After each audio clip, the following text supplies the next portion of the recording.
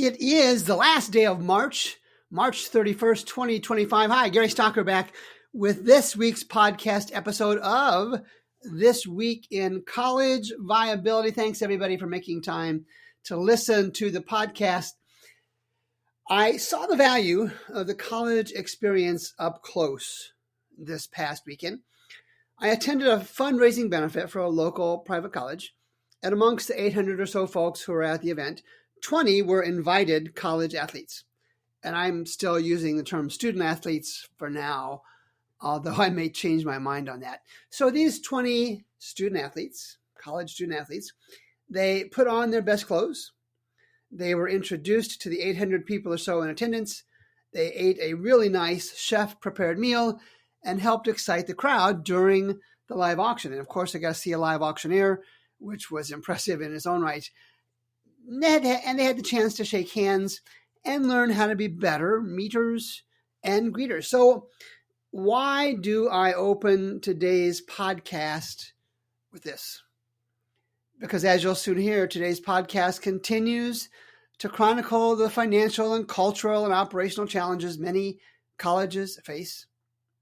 But the college experience is so good for so many in so many ways. It is a simple fact that our society has tried to convey that college is for everyone. And that is not the case. And I'm going to close today's show in a few minutes with another recitation of my College Viability Manifesto. But for now, college is a really, really good thing. Really good thing. In so many ways. It's just not a really good thing everywhere or for everyone. Let's take a look at layoffs and cutbacks. Eastern Illinois University, my alma mater, had announced on March 26th, Ali Hausman in the Daily Eastern News, EIU spring on-campus enrollment down 9.8%, almost 10%. And the subheading reads, losses come primarily from international student decline. Well, okay, first of all, before I get into the story details, the picture on this internal Daily Eastern News story looked like a dreary prison yard. And of course, I'll have the link in the show notes. You're welcome to go and take a look at that. Not a very good image if I'm a college leader of the college I am trying to lead and grow. On-campus enrollment, as I said, was down about 10% compared to this time last spring. And it's the largest on-campus enrollment drop in the past 10 years outside of the COVID year 2021. And the drop came from international enrollment, and this is according to the Vice President for Enrollment, Josh Norman. He said, we planned for some decline in international enrollment, but we definitely didn't anticipate the level of decline we saw this spring, he said. They had anticipated about 240 international students, but all those 240 international students had their visas declined. That number last year was 196. So they had international students, but a lot more of their visas were denied than they were this time last year. So again, this college is my alma mater, so I followed it a little bit. I got my Bachelor of Science in Medical Laboratory Science long time ago. And I'm going to watch this story, and I'm going to watch for other stories that reflect decreasing acceptance of international enrollment from visas and all those things that go with that. University of Kansas, big college, middle of Kansas. This is from the Office of Chancellor on March 25th. And the headline reads, again, this is an internal document from the Chancellor's office, Financial Stewardship During Uncertain Times. Well, again, the link will be in the show notes. I'm not going to delve into that. But there were two things I noted in this note from the Chancellor's office, and it was very balanced. I tried to find some college drivel content in there, but there wasn't any that I was comfortable using. There are two things they're going to do that they made special note of in this update to all faculty and staff and students at KU. They're going to engage in a position review process. All right, I understand that. Others have done it. And they're going to have judicious budget management at the unit level. Now, I presume that means at the department level, maybe at the major level, maybe, I hope not, at the program level. What this suggests to me is that KU is looking at cost accounting at the lowest business level they can.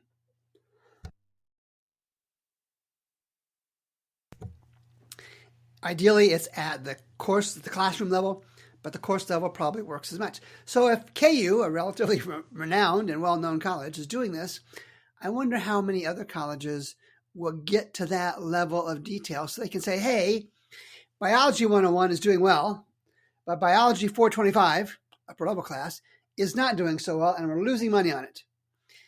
That's what that's what many other industries do with their products and services. They do the cost accounting down to the lowest level possible. Are we selling more green root beer or red root beer? Silly analogy, but that's what they're looking at. Page 2. You can't create 18-year-olds. Well, I suppose I should elaborate that. You can, but it takes 18 years to do that. You can't create 18-year-olds. What can colleges do amid the demographic upheaval? And this is from Ben Unglesby. He's been on the podcast before at Higher Education Dive on March 27th. Raising retention and attendance rates and accommodating diverse student bodies could take on existential importance as the number of traditional age college students falls. So a couple of quotes from that article. Nathan Grau, who's the famous guy at Carleton College, who wrote the book of Demographics and the Demand for Higher Education that's been quoted ad nauseum for the last 10 years at least.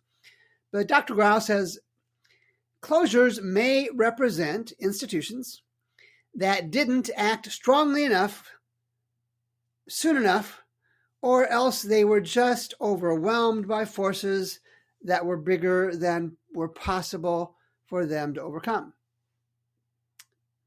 Yeah.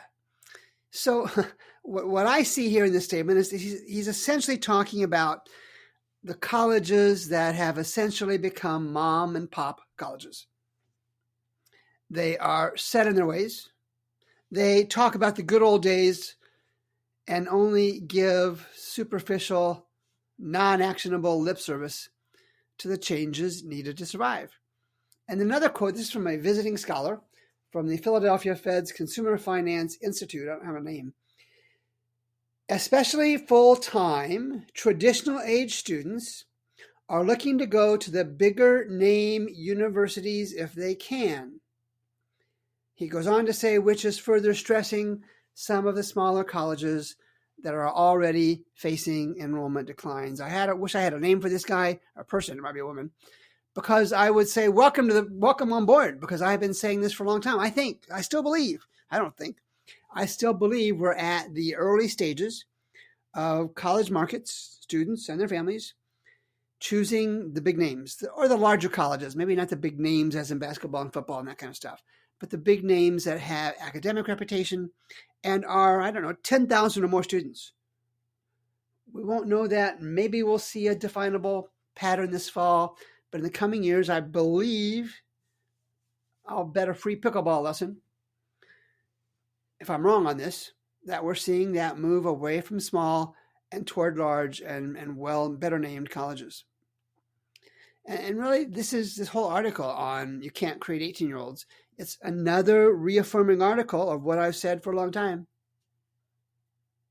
And it nicely discusses the challenges in higher education that have been around for years.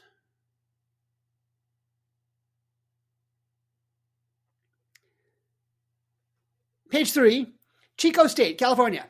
Chico State unveils new webpage dedicated to the university's budget. Interesting. Okay, I found this on the web for Chico State, California, Chico State. Interesting. That was Siri interrupting my podcast. Chico State unveiled a webpage. It's a good webpage. It's a very thorough webpage, and even the page that has the article on it has a link to the new webpage for the budget. And again, I'll provide the links in the show notes. They're very well done, but here's what I noticed from this, and I'm not going to go into the details for the webpage. They were pretty good. They were probably beyond pretty good.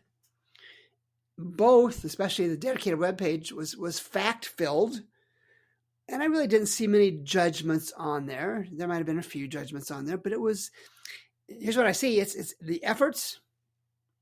These efforts by Chico State reflect the growing realization in higher education that more data, Moneyball, more data is being needed to inform faculty, to inform students and communities of the financial realities across higher education.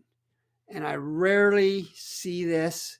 I can't even think of another instance, I'm sure they're out there, where a college has a dedicated budget page or financial challenges page for their students and faculty. But this one was really well done, and it will be interesting to see if others follow along those lines. Page 4, like I promised at the top, the College Manifesto. This has been out, I think I did this back in 2022. And I did that because I realized that my business was going to evolve around really taking colleges to task for not managing their finances and ultimately impacting their students in a negative way. And college is good. Number 1 on the College Manifesto that I wrote. College is good, really good. Go if you can. Number 2, graduation is better. Graduation is better than just going and getting courses. So for those looking to go to college, dedicate yourself to doing what you have to do to get her done. And getting her done in 4 years is better than getting her done in 6 years or not at all. Number 3, some colleges will not survive. There is no way around it. I know which ones are higher risk by versions of my College Viability app, and you can know that too. Follow the College Financial Health Show on Tuesdays with Matt Hendricks and Gary Stocker, and you'll know which ones are at risk. Many, many, many will. It's not just identifying the colleges at financial risk. If I had a college age student or high school age students right now looking at college, the very first thing I would look at is their financial health. And I would buy my own app, and I would look at the graduation rates. First of all, are they graduating students? What have their enrollment trends been for the last 8 to 10 years? What about their endowment? Is it growing? Is it very big? Is it too small to support a college? And there's other factors available that compares colleges. It just doesn't list data by one college. We have as many colleges as you want you can compare. And number 4, like I just said, only consider colleges in comparatively good financial health. And the comparatively is an important qualifier. Number 5, your FAFSA. Your FAFSA tells colleges about your finances. Your FAFSA tells colleges about your finances. The College Viability app shows you the finances of colleges you are considering. Nothing can be more fair than that. Number 6, enrollment trends matter. Graduation rates matter even more. You got to graduate, you just don't go. And number 7, popularity indicators are important in colleges. That's called admissions yield. What percentage of students actually are accepted and show up? That's a market indicator saying, hey, we like your college. And number 8, closing colleges will cost you a lot of money. And I've done estimates as high as $50,000. Number 9, support higher education in the United States. It does make a difference, a positive difference. So we're at federal policy changes. Real or perceived, proposed, or ultimately implemented are getting a lot of news these days, and they're simply, in my mind, another burden. All of these federal policy changes are another burden bearing down on the higher education industry. Those changes will bear heavily on financially struggling colleges, no question. But, college costs, return on investment, public perceptions of college value, federal policy, supply and demand, and much, much, much more continue to push this industry to a point of mass consolidation. And that will be in the form of both closures and mergers. For students and family, your first research, like I said a few minutes ago, your first research should be on a college's financial health, especially if you're considering smaller, non-urban private colleges. Look at the enrollment trends, the endowment values, graduation rates, and other measures available on my College Viability app for students and family. And for faculty and staff, these next few years will test your patience and your career stability. While most colleges will continue to operate without massive changes, there are too many that will struggle to survive. Compensation will be pressured lower. Program job cuts will be present at a majority of colleges, I believe, both public and private ones.